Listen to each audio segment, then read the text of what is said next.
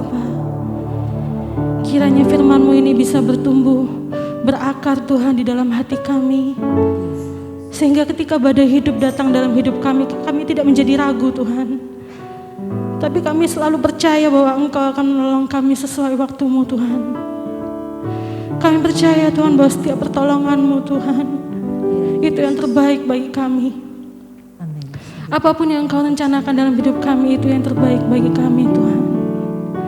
Terima kasih Bapa, terima kasih. Kiranya Engkau memberkati hamba-Mu yang akan menyampaikan firman Tuhan.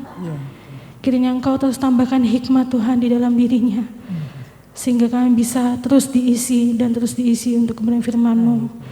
Terima kasih Bapa, kami sudah siap mendengarkan firman Tuhan di dalam nama Tuhan Yesus. Haleluya. Amin. Shalom, selamat pagi Bapak Ibu, puji Tuhan.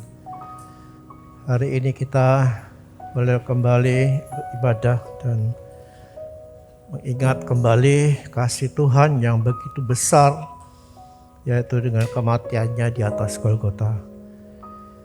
Sebelum kita masuk dalam perjamuan kudus, mari kita dengar firman Tuhan dulu yang saya beri judul Yesus Kristus Kepala Jemaat. Ya, Yesus Kristus Kepala Jemaat, Efesus 1 ayat 22 dan Kolose 1 ayat 18 mengatakan begini: dan segala sesuatu telah diletakkannya di bawah kaki Kristus, dan Dia telah diberikannya kepada jemaat sebagai kepala dari segala yang ada. Kolose 1 ayat 18.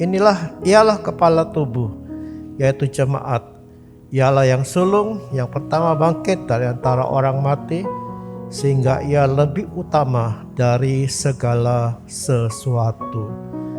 Dari dua ayat ini kita menemukan bahwa Yesus Kristus itu adalah kepala dari jemaat, dan jemaat itu adalah tubuhnya.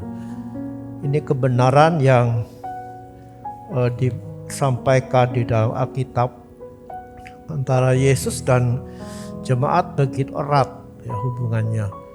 Seperti kepala dengan tubuh yang sudah pasti tidak bisa dipisahkan. Ya, kalau tubuh dan kepala terpisah, itu berarti mati. Itu kebenaran yang akan kita pelajari hari ini, ya, bahwa Yesus Kristus itu adalah kepala dari jemaat. Kita lebih dahulu melihat pengertian tentang jemaat.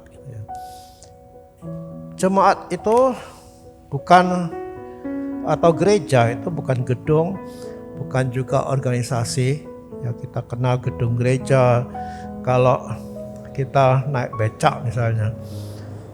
Kalau kita ngomong, Pak, ke gereja, dalam pikiran Pak becak itu ya gedung, ya diantar ke sini. Dan gereja itu juga bukan organisasi. Ya, kita mengenal ada banyak organisasi gereja di Indonesia, terutama juga sudah lebih dari 200 organisasi. Ya, di Klaksana aja ada beberapa, GBS, ada KJW, ada Roma Katolik dan sebagainya. Nah, tapi jemaat ini atau gereja itu dari bahasa Yunani yaitu eklesia. Ya, eklesia ini artinya dalam bahasa Indonesia itu perkumpulan atau orang-orang yang dipanggil keluar dari dunia ini. Orang-orang yang diasingkan, dipisahkan dari dunia karena imannya kepada Yesus Kristus. Itu tertulis dalam Roma 1 ayat 17. Itu dipanggil menjadi orang-orang kudus katanya. Ya, ada ayat Roma ayat pasal 1 ayat 7. Kita dipanggil menjadi orang-orang dan dijadikan orang-orang kudus. Nah, orang-orang kudus di sini itu bukan orang yang suci, yang hidupnya tanpa cacat celah, bukan itu pengertiannya. Tapi orang-orang yang diasingkan, ya, kudus itu diasingkan. Jadi pengertian dari gereja atau jemaat itu adalah orang-orang yang percaya kepada Yesus, yang secara rohani dipanggil dari dunia ini untuk menjadi miliknya. Itu pengertian yang akan kita bahas hari ini, yaitu jemaat yang kepalanya adalah Kristus. Dan inilah orang-orang yang punya hubungan rohani dengan Kristus karena iman kepadanya. Ya, jadi sekali lagi bukan gedung atau organisasi atau yang kita kenal dengan organisasi gereja. Gereja itu bersifat universal, Katolik, atau sedunia. Ya, ini menunjukkan gereja itu tidak dibatasi oleh organisasi, tidak dibatasi oleh gedung, tapi bersifat universal. Artinya seluruh dunia, orang-orang percaya dari gereja apapun, di daerah manapun, itu adalah gereja. Katolik di sini bukan Roma Katolik, beda ya. Jadi pengertian Katolik ini adalah atau universal, ya, bukan Roma Katolik. Ya, jangan salah mengerti ya. Nah, anggota-anggota dari gereja ini yang mendunia ini itu tersebar di gereja-gereja lokal gitu ya. Jadi ada gereja-gereja lokal yang disebut di dalam Roma 16 ayat 5 misalnya. Di situ ada kata-kata kepada jemaat di rumah mereka. Ya, kepada jemaat di rumah mereka. Ini tulisan Paulus kepada jemaat di Roma. Di Roma itu banyak kelompok-kelompok Kristen. Ya, ada salah satunya itu yang ditulis di sini adalah gereja yang ada di rumah mereka katanya. Ya, ini adalah gereja lokal. Dan Galatia 1 ayat 2 mengatakan begini, dan dari semua saudara-saudara yang ada bersama-sama dengan aku kepada jemaat-jemaat di Galatia. Jadi gereja ini ada dalam kelompok kecil yang menyebar di seluruh Galatia. Ini satu daerah yang ada banyak jemaat di situ, itu jemaat lokal. Dan waktu itu belum ada namanya, karena belum ada organisasi gereja, belum. Nah, dan sekarang ini kelompok-kelompok orang-orang percaya ini bernaung di organisasi gereja. Ada GBIS, ada GKJW, kita kenal di sini ada GBDI, ada GKT di Python itu namanya organisasi gereja. Ya, semua percaya kepada Yesus Kristus sebagai Tuhan dan kepala dari jemaat. Tapi mereka ada di kelompok-kelompok yang bernaung di organisasi. Ya, karena di Indonesia itu tidak boleh tidak ada di bawah naungan organisasi. Dianggap liar nanti. Ya, ditanya dari gereja apa itu, tidak ada bertanggung jawab gitu. Ya, jadi ini pengertian gereja. Jadi sekali lagi, gereja yang dimaksud yang kita pelajari hari ini adalah semua orang yang percaya kepada Yesus Kristus, yang bergabung dalam kelompok-kelompok dan di bawah naungan organisasi. Ya, kenapa dalam kelompok? Karena gereja itu satu persekutuan. Tidak bisa sendiri. Ya, kita tidak bisa mengatakan begini, saya tidak mau gabung dengan gereja manapun, pokoknya saya percaya Tuhan Yesus. Tidak benar. Kenapa? Karena Alkitab mengatakan gereja itu satu persekutuan. Dan namanya persekutuan tidak sendiri. Ya, dianggap diumpamakan sebagai tubuh. Tubuh itu banyak anggota, tidak sendiri. Ya, tubuh itu satu tapi anggotanya banyak. Jadi benar kalau misalnya ada orang mengatakan, saya tidak mau gabung di gereja mana-mana. Apalagi sekarang zamannya online kan. Orang-orang lebih senang katanya kalau ibadahnya online. Ya, saya curiga gitu. Kenapa kok tidak mau? Kenapa? Harusnya gereja itu satu persekutuan. kita ada satu jemaat, kita bersekutu, ya ada kelompok-kelompok kecil yang membuat kita bisa berinteraksi satu sama lain. Itulah pengertian singkat tentang gereja. Nah, kita masuk sekarang pada pemahaman tentang Yesus Kristus kepala jemaat. Apa yang dilakukan? Dia menyelamatkan jemaat. Ya, Efesus 5 ayat 23 sampai 27, tapi kita tidak akan baca semuanya. Ayat 23 saja mengatakan begini, karena suami adalah kepala istri sama seperti Kristus adalah kepala jemaat, dialah yang menyelamatkan tubuh. Ayat 25, Kristus telah mengasihi jemaat dan telah menyerahkan dirinya baginya. Nah, dari dua ayat ini kita menemukan bahwa apa yang dibuat oleh Yesus sebagai kepala jemaat itu adalah menyelamatkan tubuh itu. Dengan cara apa? Menyerahkan dirinya. Jadi salib itu atau penyerahan diri Kristus, mengorbankan nyawanya bagi jemaatnya itu sebagai korban tebusan. Nah, beberapa waktu yang lalu saya pernah menyampaikan juga bahwa korban Yesus Kristus itu untuk membayar, menebus ya kita yang sudah terbelenggu oleh dosa. Dia bayar. Ya harusnya kita yang dihukum. Harusnya kita dalam kungkungan dosa ini menjadi budak dosa. Tapi Yesus bayar itu dengan nyawanya sendiri. Ya, tentunya ini bukan nyawa sembarangan, sebab 1 Petrus mengatakan ini nyawa yang mahal, harga yang mahal dan lunas dibayar katanya. Ini luar biasa. Ya, jadi Tuhan Yesus itu mengerjakan tidak setengah-setengah, tidak dicicil, tapi dibayar tunai. Dia bayar kita itu dengan harga yang mahal dan tunai, lunas dibayar. Untuk apa? Untuk menguduskan kita, untuk mengasingkan kita. Ya, dikuduskan sekali lagi. Dikuduskan ini bukan berarti kita dibersihkan tanpa cacat celah, tapi diasingkan. Untuk apa? Menjadi miliknya sendiri. Titus 2 ayat 14. Yang telah menyerahkan dirinya bagi kita untuk membebaskan kita dari segala kejahatan dan untuk menguduskan bagi dirinya suatu umat kepunyaannya sendiri yang rajin berbuat baik.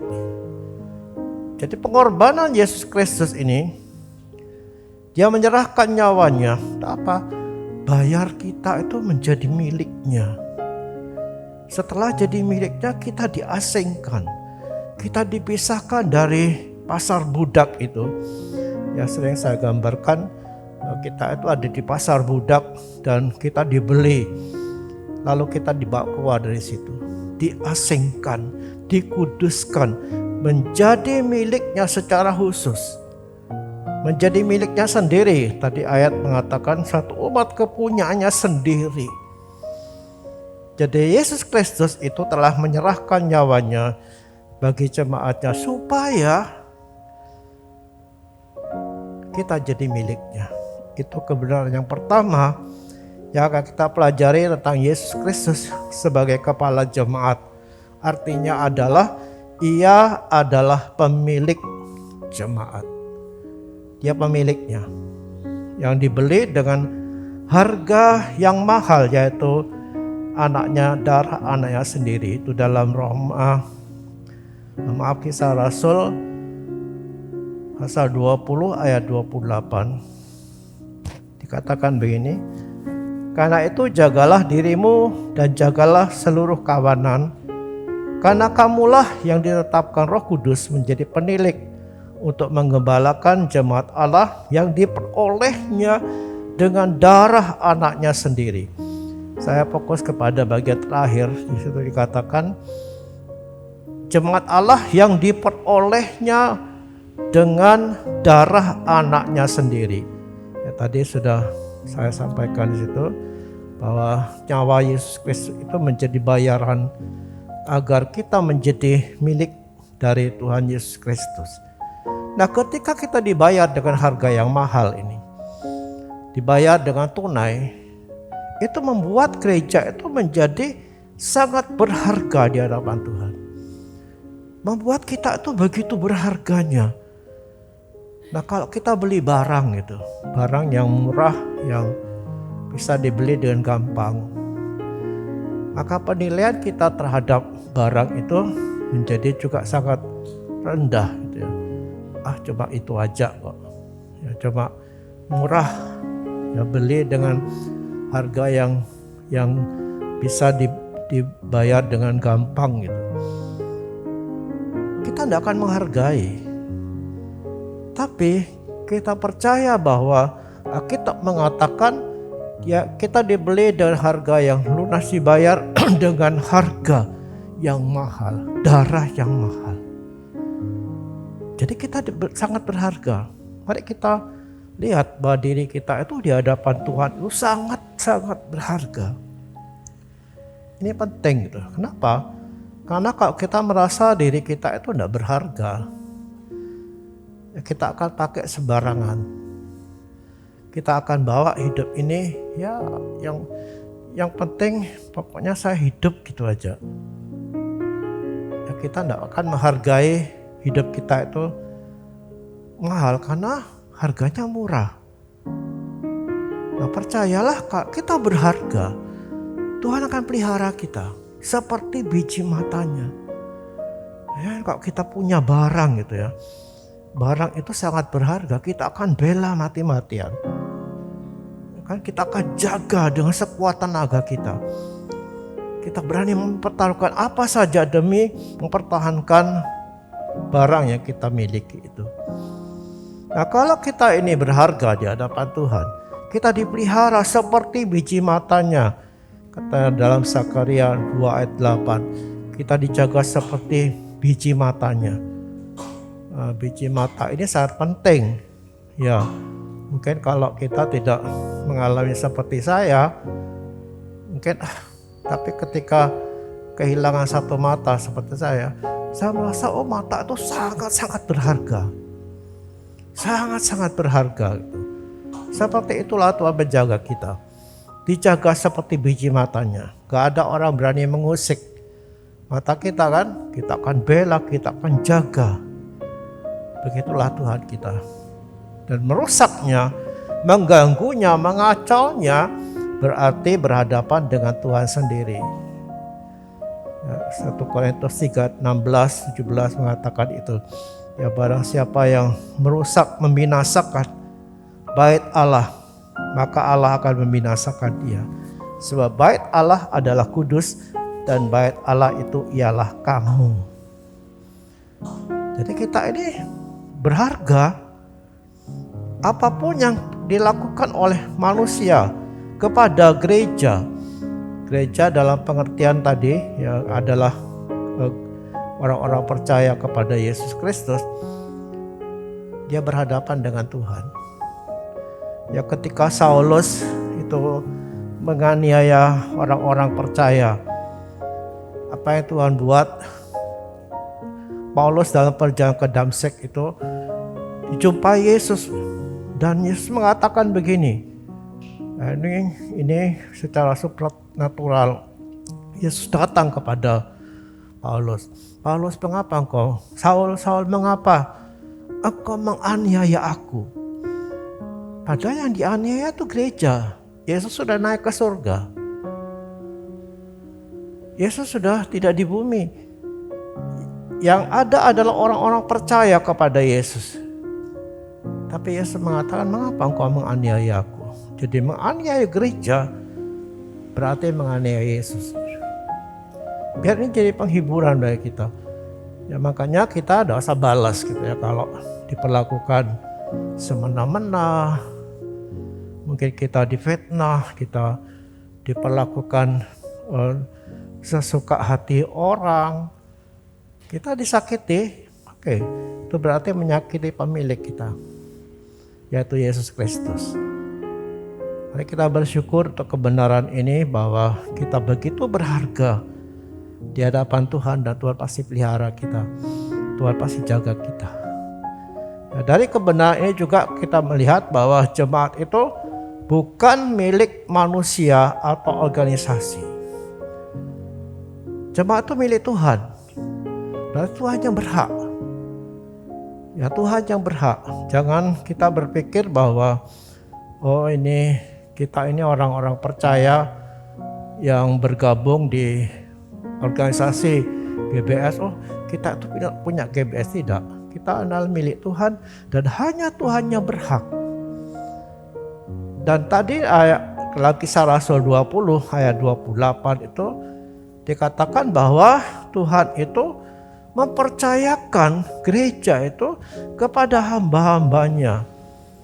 Ya, saya ulang lagi baca tadi dalam Kisah Rasul 20 ayat 28. Karena itu jagalah dirimu dan jagalah seluruh kawanan. Karena kamulah, ini para penatua di Efesus yang diserai oleh Paulus ya, karena Paulus akan pergi meninggalkan Efesus, dan dia mengatakan kamulah yang ditetapkan Roh Kudus menjadi penilik untuk mengembalakan jemaat Allah.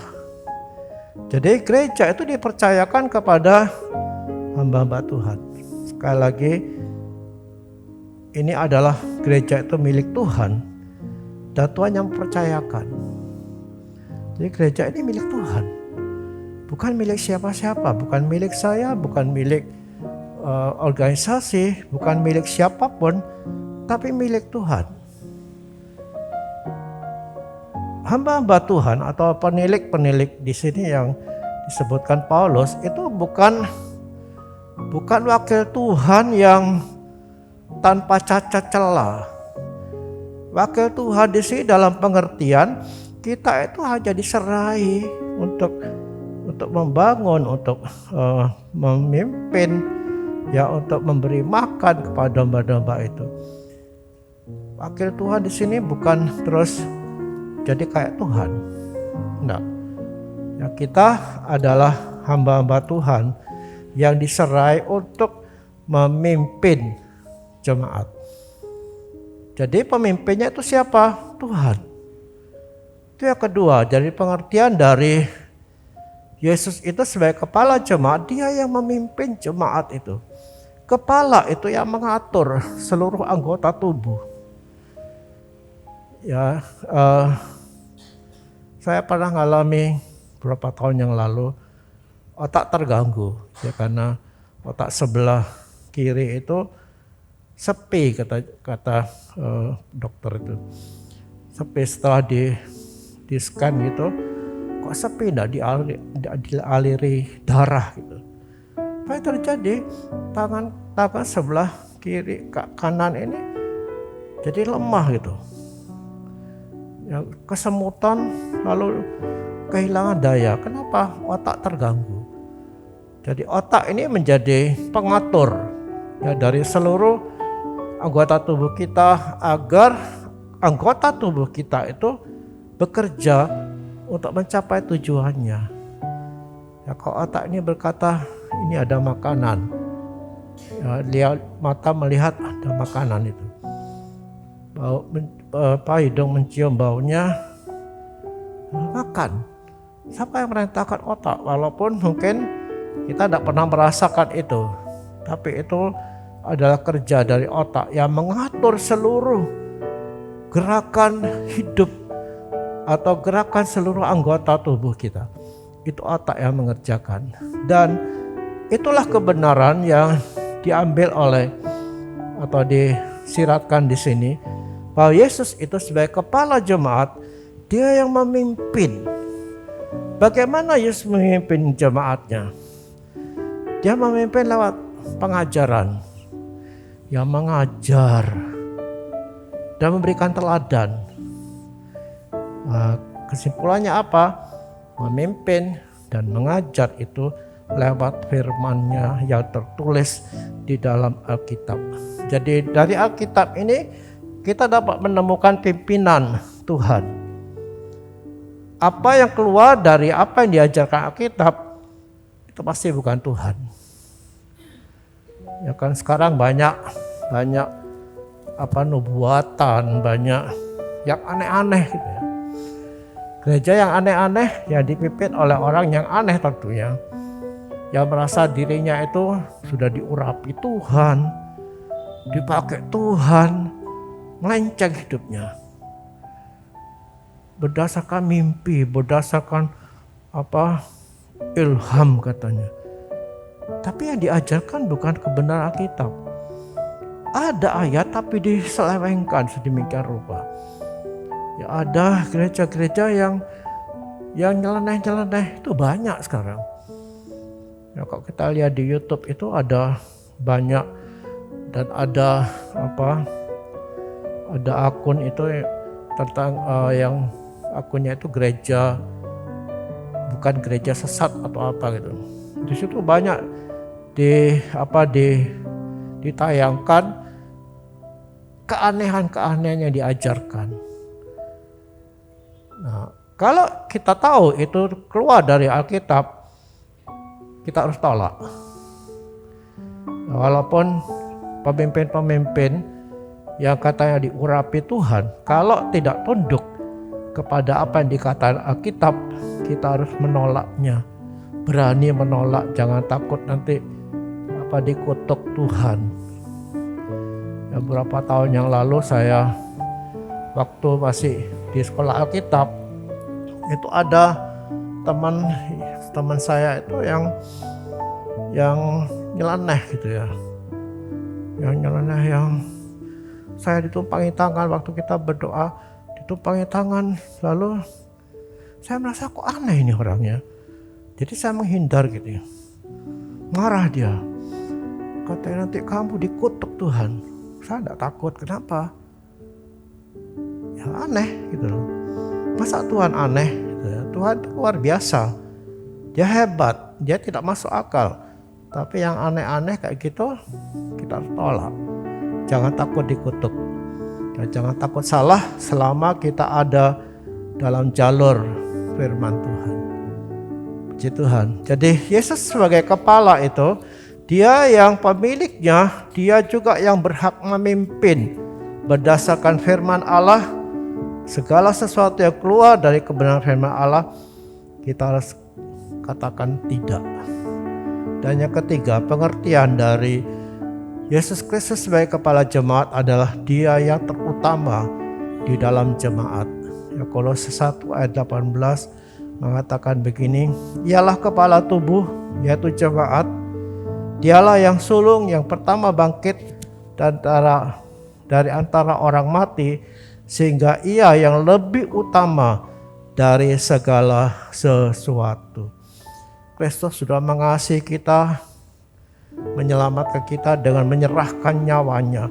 Itu sebetulnya sudah cukup.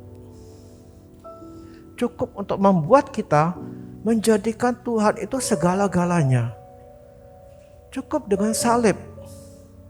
Pengorbanan Yesus ini itu sudah cukup menjadi alasan bagi kita untuk mengasihi Tuhan.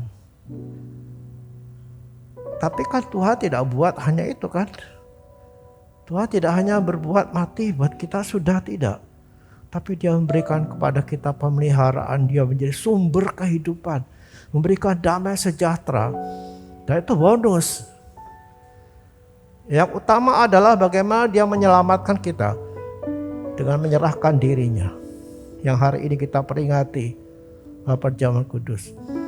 Itu yang utama. Tapi Tuhan masih beri lagi. Ya damai sejahtera, dipelihara kita, ya dan dipimpinnya kita. Sehingga layak, benar-benar layak. Dia menjadi segala-galanya bagi kita. Kalau orang tidak mengasihi Tuhan dan tidak menjadikan dia segala-galanya, mungkin orang itu tidak bisa menghayati betapa Tuhan sangat mengasihi dia.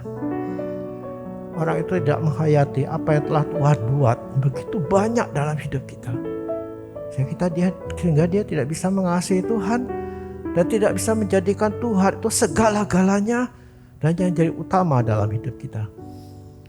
Mari kita semua menyadari, bahkan setiap kali, tiap bulan, awal bulan itu kita mengadakan perjamuan kudus. Mari kita ingat, ya, karena tujuan utama dari perjamuan kudus itu supaya mereka mengingat Tuhan, mengingat kasih-Nya. Mari setiap kali kita ngambil perjamuan kudus ini, ingat bahwa itu adalah peringatan tentang kasih yang besar itu, yang sudah menyerahkan nyawanya untuk kita, sehingga iman kita, kasih kita itu menjadi dibangkitkan gitu. Jangan lewatkan setiap kali kesempatan kita mengadakan perjamuan kudus ini, mengingat Tuhan dan kasih-Nya, sehingga kasih kita akan terus berkobar bagi Tuhan. Puji Tuhan. Nah, sekarang kita tiba bagian terakhir mengatakan Yesus Kristus kepala jemaat. Bagaimana sikap kita sebagai jemaat? Yang pertama adalah karena kepala dan tubuh itu tidak bisa dipisahkan. Ya, kita pelihara persekutuan ini, hubungan yang erat antara Tuhan sebagai kepala dan kita sebagai tubuhnya harus dipelihara, dijaga, karena kita tidak bisa terpisah. Ya, kalau bukan Tuhan, kita tidak bisa buat apa-apa. Jadi harus dipelihara persekutuan ini, dijaga, dan tidak boleh diganti oleh apapun. Sejarah gereja berbicara kepada kita, mengajar kita bahwa ketika Tuhan itu diganti, ya, kepala gereja diganti oleh manusia, rusak. Itu sejarah gereja pada abad pertengahan, di mana gereja mulai berkembang. Ya, gereja mulai diorganisasi oleh manusia. Akhirnya muncullah pemimpin tertinggi dari gereja yang menentukan jalannya gereja, yang mengaku dirinya tidak bisa berdosa. Gereja jadi rusak. Karena bagaimanapun juga yang pemimpin tertinggi ini, yang kita belajar dari sejarah, tetap manusia yang tamak, manusia yang penuh kelemahan.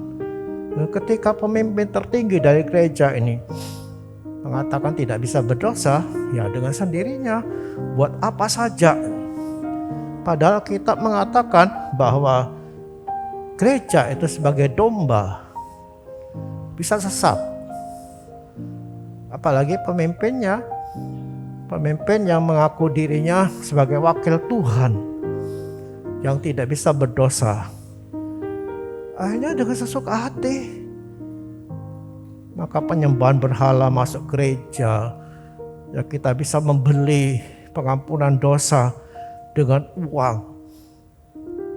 Keselamatan itu bisa dibeli. Akhirnya rusaklah gereja. Kenapa? Kepala gereja itu diganti. Itu sebabnya mari kita pelihara persekutuan kita.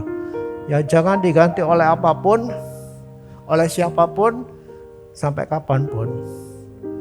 Kita boleh kagum ya kepada seorang hamba Tuhan yang dipakai Tuhan. Boleh, harus menghormati, oke. Tapi sampai di mana kita mengagumi dia? Kan banyak sekarang hamba Tuhan dia pakai Tuhan yang menarik gitu. Ya, cara pembawaannya menarik, lalu pengajarannya itu dianggap mendalam, kadang jelimet gitu. Nah, jelimet, dibuat jelimet ini. Alkitab tuh dibuat jelimet. Ya, pengertiannya dikembangkan sedemikian rupa sehingga membuat orang kagum dengan pengajarannya. Kagum boleh, tapi sampai di mana kita menghormati orang itu.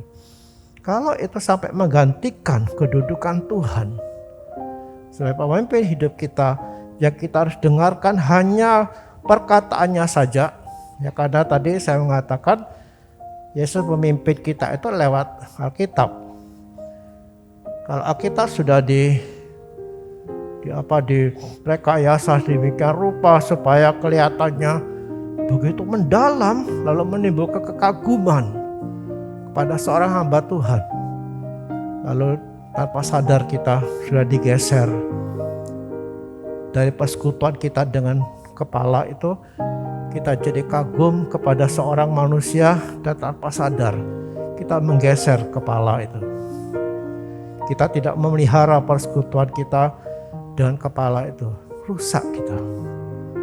Itu sebabnya mari kita tetap jaga persekutuan kita dengan Tuhan. Jangan digantikan oleh siapapun. Kita boleh hormat, boleh kagum, tapi jangan sampai menggeser kepala yang memerintah kita lewat firman Tuhan. Yang kedua, sikap kita sebagai gereja adalah tunduk dan taat. Ya, tunduk dan taat. Tunduk itu adalah sikap hati. Ya, sikap hati kita tunduk, hormat kepada Tuhan. Dan taat itu melakukan perintah. Melakukan perintah. Ya, sekali lagi kita harus tunduk dan taat hanya kepada Yesus Kristus. Dan kalau seorang itu mengajarkan firman Tuhan atau mengajarkan satu pengajaran yang keluar dari kebenaran, harus kita tolak. Hanya Kristus yang kita harus tunduk kepadanya, hormat kepadanya lebih dari semua, dan taat kepada semua yang diperintahkan. Hanya yang berdasarkan kebenaran firman Tuhan, jangan yang dibuat-buat, yang direkayasa sedemikian rupa sehingga membuat kita menjadi begitu kagum kepada hamba Tuhannya akhirnya, bukan kepada Yesus. Tunduk dan taat hanya kepada Tuhan. Yang terakhir, memuliakan Dia. Memuliakan Dia lewat apa? Puji-pujian kita. Kita memuji Tuhan. Mari kita periksa hati kita. Waktu kita ada memuji Tuhan tadi sini bersama-sama atau di rumah sendiri, apakah puji-pujian yang kita naikkan itu kita naikkan untuk memuliakan Tuhan atau hanya untuk menghibur diri sendiri? Hanya karena senang, wah ini musiknya bagus gitu ya. Lalu kita mulai menyanyi dengan gembira. Apa kita sedang memuliakan Tuhan? Ini harus selalu dicek gitu ya. Pemimpin-pemimpin pujian, pelayan-pelayan di sini memuliakan Tuhan dengan pelayananmu atau cari kepuasan atau mencari sensasi bagi diri sendiri? Mari kita lakukan semua untuk memuliakan Tuhan. Kita harus sering diingatkan hal ini. Diingatkan gitu. Kadang-kadang dalam KDP gitu ya, yang menyampaikan firman Tuhan itu mengkoreksi kita juga gitu. Yang mengkoreksi kita, bagaimana pelayan kita selama ini? Apakah kita masih fokus kepada memuliakan Tuhan atau kita mulai melenceng? Nah, jangan sampai kita melakukan segala sesuatu itu sia-sia akhirnya. Dan bagaimana dengan hidup kita sehari-hari? Apapun yang kita buat dalam hidup ini, mari kita jadikan semua itu hanya ingin memuliakan Tuhan. Menjadikan semua pelayan kita, puji-pujian kita, dan seluruh aktivitas hidup kita ini kepada Yesus. Memuliakan Tuhan. Dia harus jadi yang paling istimewa. Dia harus menjadi satu-satunya kita puja. Lebih dari semua. Muliakan Dia dengan seluruh aktivitas kita. Apakah Dia menjadi perhatian bagi kita? Menjadi perhatian satu-satunya yang paling utama dalam hidup kita? Atau kita sudah melenceng? Ya, dan Ia harus jadi pusat pemberitaan dari gereja. Jangan ngelamun, klik. Nah, kan ngelamun. Jadi mari kita jadikan Yesus itu sebagai kepala gereja yang paling istimewa. Pemberitaan kita Ya, kita hanya berfokus kepada bagaimana Kristus itu dimuliakan. Jangan ada kultus individu. Karena ini sangat berbahaya. Ya, karena ini zaman orang mengkultus individukan seseorang. Berbahaya banget sungguh. Kenapa? Karena tanpa sadar kita akan menggeser kepala itu menjadi manusia yang menjadi kepala dari gereja. Sekali lagi mari kita sungguh-sungguh fokus kepada Tuhan. Ya, karena Kristus itu adalah kepala kita dan kita ini tubuhnya. Dia telah rela berkorban menyelamatkan kita. Itu fokus yang utama. Itu sebabnya mari kita jadikan Tuhan itu yang paling utama dalam hidup kita. Kita kasihi, kita taati, kita muliakan. Dan saya percaya bahwa hidup kita akan menjadi hidup yang berkenan bagi kemuliaan nama Tuhan. Amin. Mari kita nyanyikan nyanyian mengatakan, di tanganmu ini janjiku. Bahwa segenap hidup kita itu adalah milik Tuhan. Dia sebagai kepala yang memiliki kita. Dia satu-satunya yang telah mati untuk kita. Mari kita menyerahkan hidup kita kepada otoritas dari kepala jemaat itu. Hanya Dia yang harus kita dengar. Hanya Dia yang harus kita muliakan dalam hidup kita. Di tanganmu ini janjiku. Haleluya.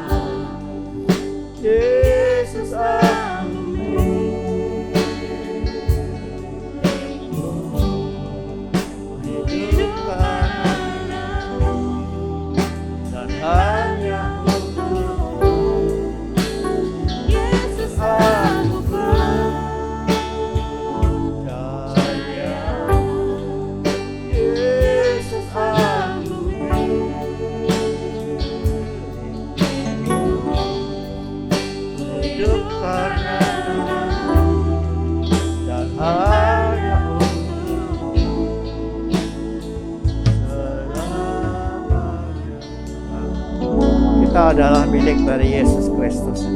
Dia adalah kepala jemaat. Dialah satu-satunya kepala jemaat yang telah mati untuk kita, untuk memiliki kita. Maka kita menundukkan diri kepadanya, menyerahkan seluruh hidup kita untuk diatur olehnya. Dan bagi kita hanya taat tunduk dengan hormat kepadanya. Menyerahkan hidup ini untuk kemuliaannya. Tidak ada orang yang bisa memaksa kita. Tidak ada orang yang bisa mencegah kita untuk menyerahkan hidup kepada Tuhan. Mari kita nyanyikannya sebagai penyerahan kita kepadanya. Dan para pelayan perjalanan kudus akan sampai ke depan. Haleluya.